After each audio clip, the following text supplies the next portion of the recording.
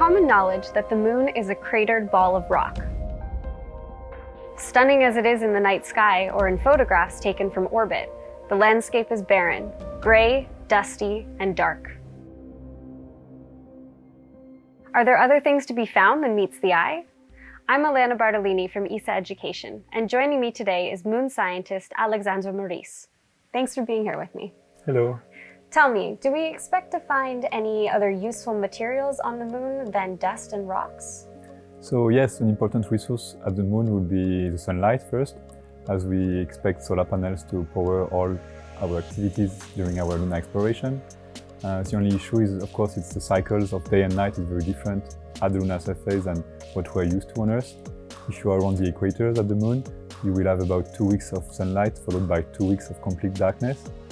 But if you go towards the poles, you will have sunlight all the year.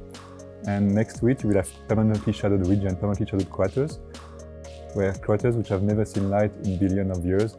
So these are very cold craters. And actually, the temperature in this crater can go down to minus 200 degrees.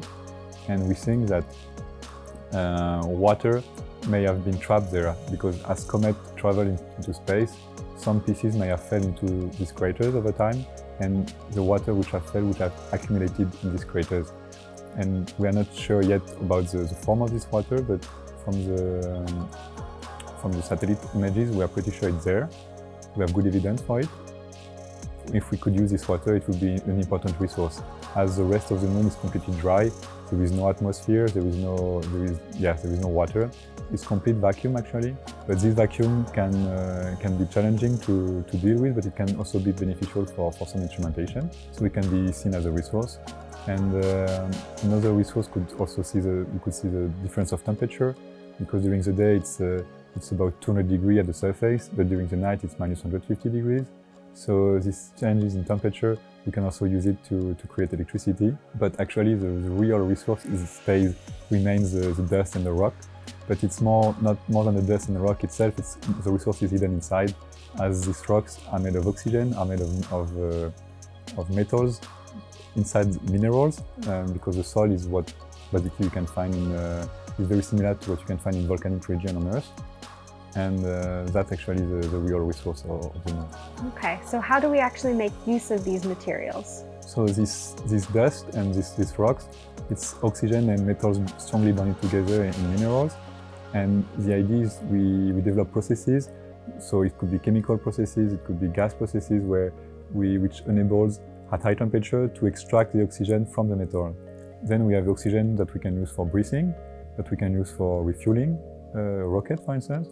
And we have metals that we can use for manufacturing, for making tools and try to make construction elements.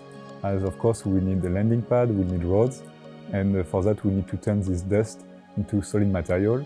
So we have also the processes for that. But these processes, for instance additive manufacturing, would be very useful for also shielding material, because you have constant radiation environment in space, you have radiation from the sun, you have radiation from space. So at the lunar surface you need to be shielded, otherwise long exposure to this radiation would be very harmful for the body of the astronauts. So all the habitat will have to be covered by a thick layer of lunar soil, and that's of course that will have to be consolidated, and there are also processes for that. And so can these resources help us go beyond the moon, for example, if we want to go further into space? Yes, so once we have, for instance, oxygen extracted from the soil, or if we can make use of the water that we find at the craters, then we can, in principle, refuel rockets in the vicinity of the moon that could help them to go further into space or bring more payload, as the gravity of the moon is 1/6 of Earth's gravity. So we could take advantage of this relatively low gravity to go further into space. But actually the real value will be the knowledge we acquire at the surface, as we will going to learn how to live off the land, how to be independent from terrestrial shipment. Because for the moon it's fine, we are about 1 week away from the Earth.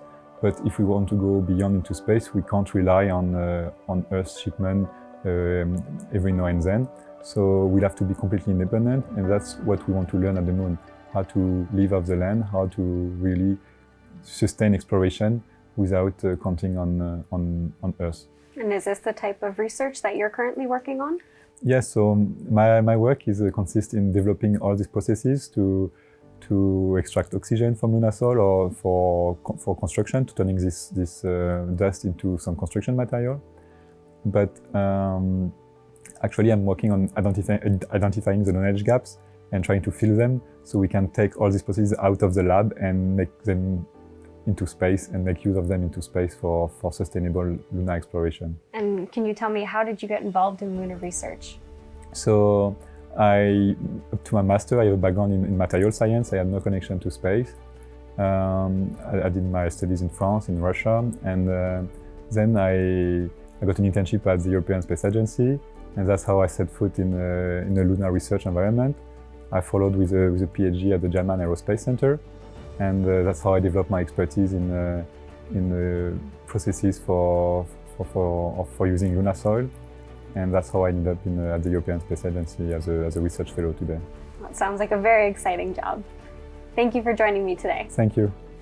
If you'd like to learn more about moon research, stay tuned for our next episode about how we use these lunar resources in 3D printing.